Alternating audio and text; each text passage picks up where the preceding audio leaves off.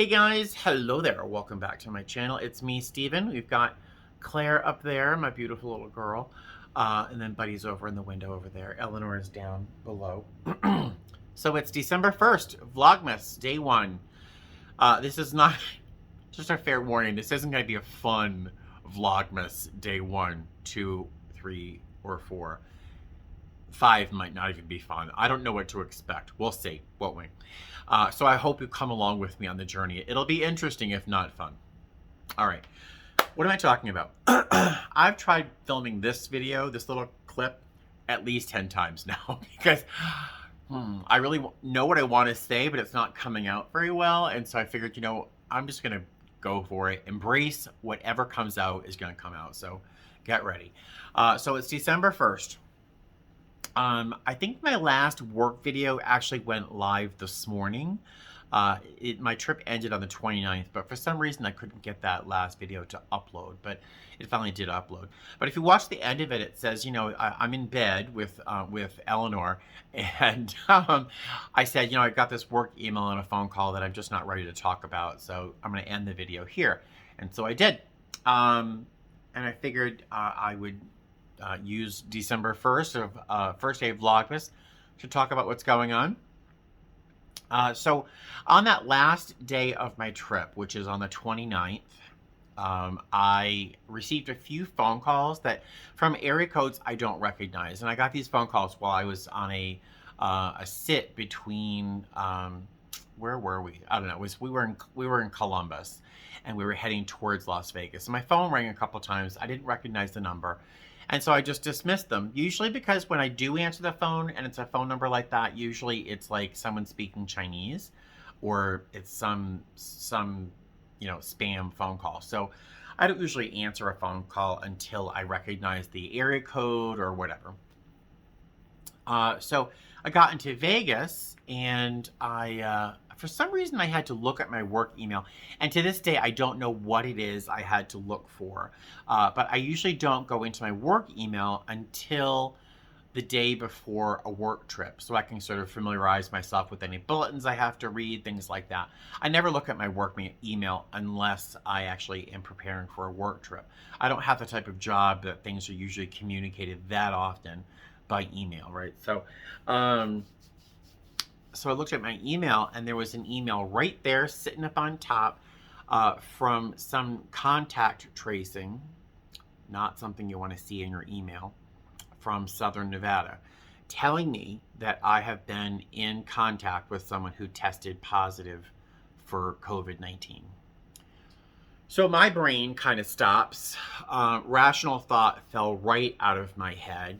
So I wasn't even thinking very clearly because for me, I've just lost a friend, Eric. I've lost another acquaintance, someone I didn't know very well, who passed away. I know that I've lost at least one coworker to this virus, and a lot of my coworkers that I've seen either on Facebook or through word of mouth have become positive for this virus. I don't know how many people became seriously ill. One of my friends got pretty sick.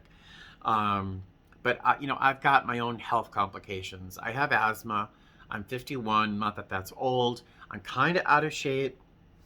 And my left lung really isn't much of a team player. If you know my whole story, you know how I was stabbed in the chest dramatically, where my left lung and my diaphragm were really severely injured. So there's a lot of scar tissue on my left lung. It's not a team player, as I think I said.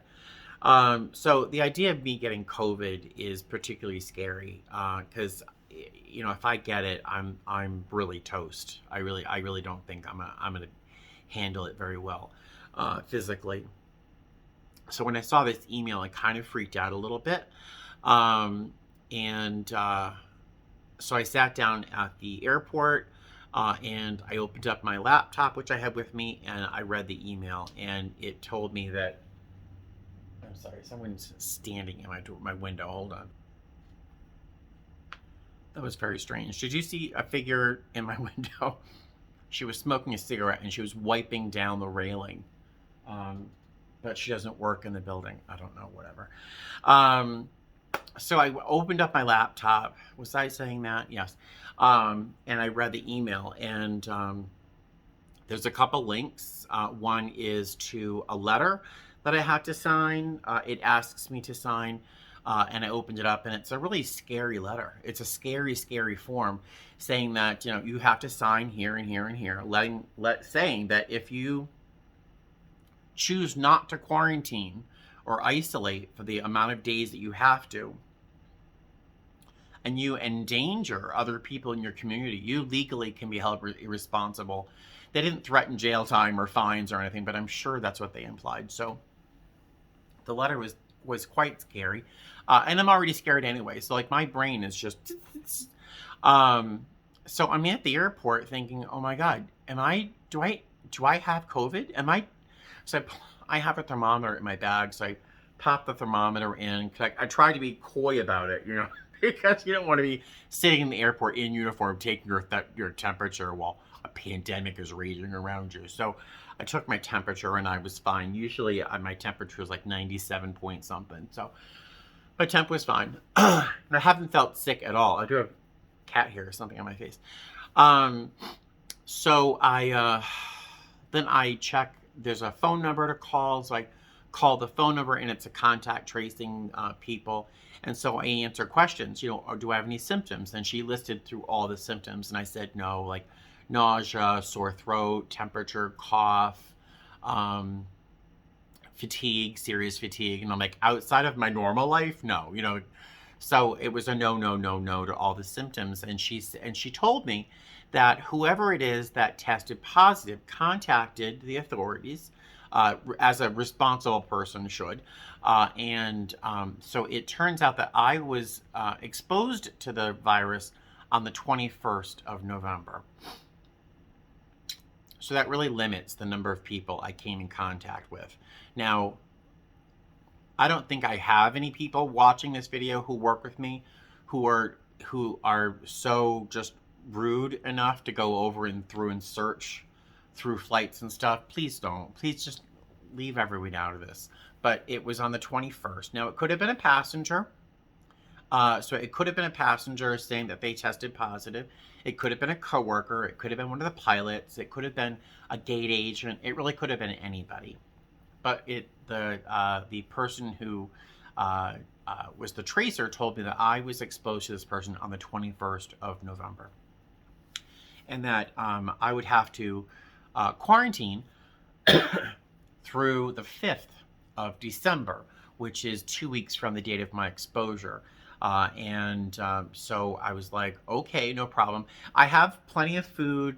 I have a Brita pitcher here for water. I have lots of food. I may run out of cat food and cat litter and cat treats in the next couple of days. But I have a friend, a woman I sponsor in recovery. She works for a grocery store, so I'm going to ask her to drop off some things at my door just in case. But yeah, so I am under quarantine. The day after, so this is yesterday, which is maybe, I don't know, 12 hours after I heard from Southern Nevada, my company called me and told me that I was exposed to this virus. And they said when it was they told me it was the 22nd. And I'm like, whatever.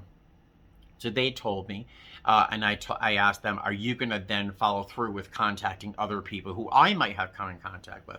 I'm not showing symptoms. I've already spoken to someone in Southern Nevada, the health, whatever it is. So I have to be under quarantine until the 5th. And so he said, yes, they're all set. They're contacting, you know, they have a system where they're getting in touch with people who have been in contact with someone who tested positive. So I don't know if they have to contact people I have worked with. Since I haven't tested positive, I'm not showing any symptoms. I'm not sure what the next step is, but it's December 1st. I have not shown any symptoms. I'm good to go. I don't think I'm one of those magical asymptomatic people. I'm not that lucky. But I just think that honestly, wearing my mask as often as I do, and that I require people around me to wear it as often as they do, as I want them to, I think that probably saved me. So I always will wear my mask until I can't. I'll wear that mask until my work says no. Don't wear it anymore. So yeah, yay, I am under quarantine. It's good. It's good. I'm trying to find silver linings. I'm spending some serious time with my cats.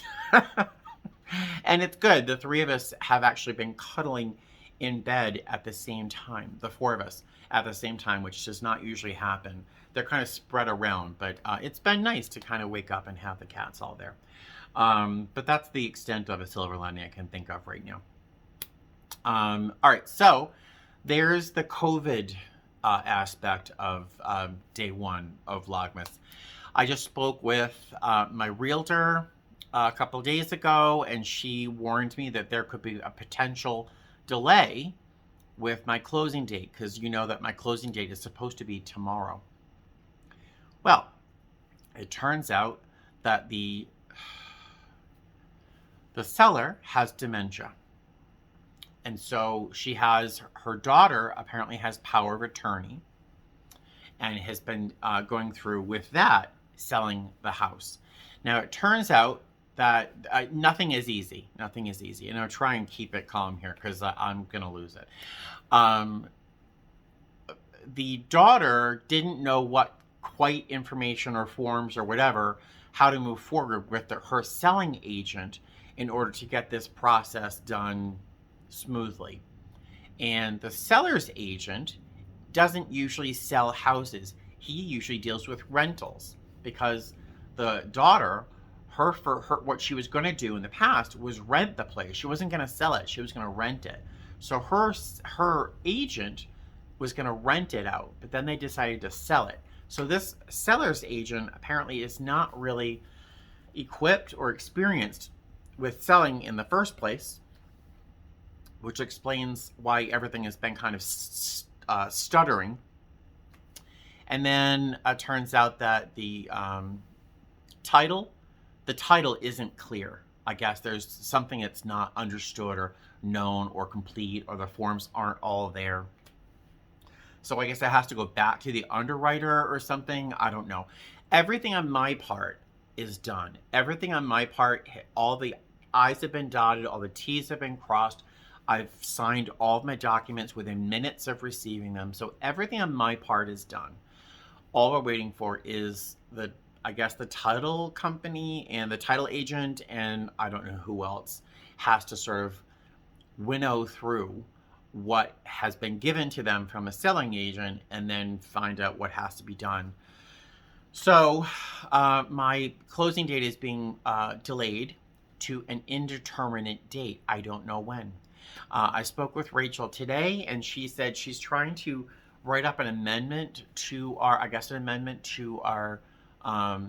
contract or something, to say that our closing date will be on December 11th or sooner, allowing it to happen at, whenever it can happen.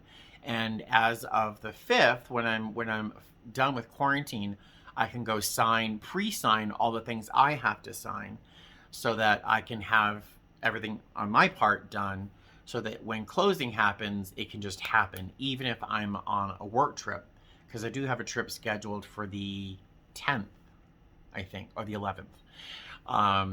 So assuming that I'm still fine, because I suspect that if I was going to get sick, I'd get sick by now. It's been, 10, 11 days since exposure.